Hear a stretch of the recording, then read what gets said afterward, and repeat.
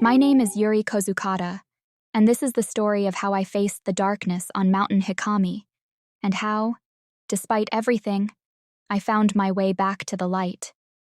Mountain Hikami was a place shrouded in mystery and sorrow, a mountain where people went to die, drawn by the whispers of its cursed waters and the spirits that lingered there. I'd always been able to see the shadows of things, traces of memories left behind by the living and the dead. It was a gift that kept me isolated, always on the edge of the world, watching, but never truly a part of it.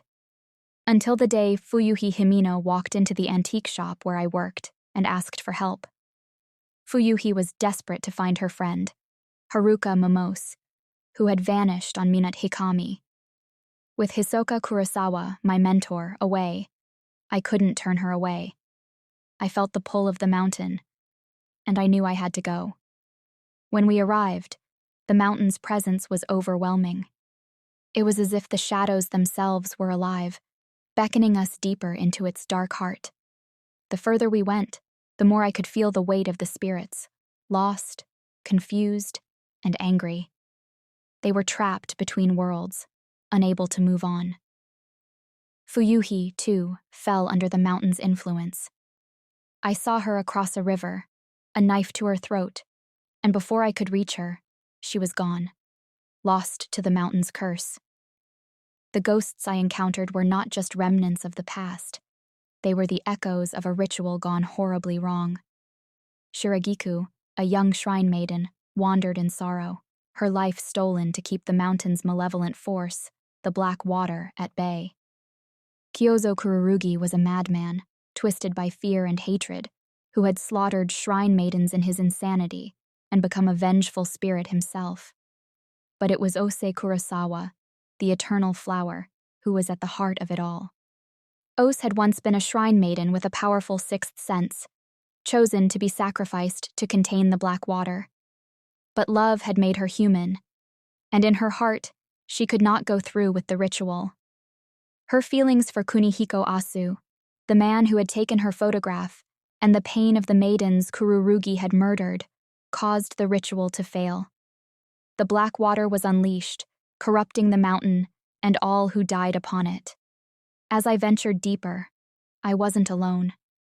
Miyu Hinasaki came to the mountain, searching for answers about her mother, Miku, and her father, Mafuyu. Ren Hojo, my friend, was drawn by his connection to the past, to the memories of Asu that haunted his dreams. We were all bound by the mountain, by the curse that had claimed so many lives. In the end, I faced Ose. She was no longer human. She was a spirit of pure sorrow, her heart torn apart by the weight of her failed duty. But I could see her pain, her longing to be free of the burden she had carried for so long. With the camera obscura in hand, I confronted her, not with anger, but with compassion. I showed her the truth, that she didn't have to be trapped in the past, that she could let go. And so, I freed Oz from her duty. The black water receded, and the spirits that had been bound to the mountain were finally able to move on. The mountain, too, seemed to sigh in relief, its darkness lifting as the sun began to rise. I returned to the world of the living, with Hisoka by my side. The shadows that had once seemed so heavy, so inescapable, began to fade. For the first time in a long time, I felt hope. I wasn't alone anymore. Hisoka, Miyu, Ren, we had all survived the mountain, and in doing so, we had found a way to move forward. The curse of Mountain Hikami was broken.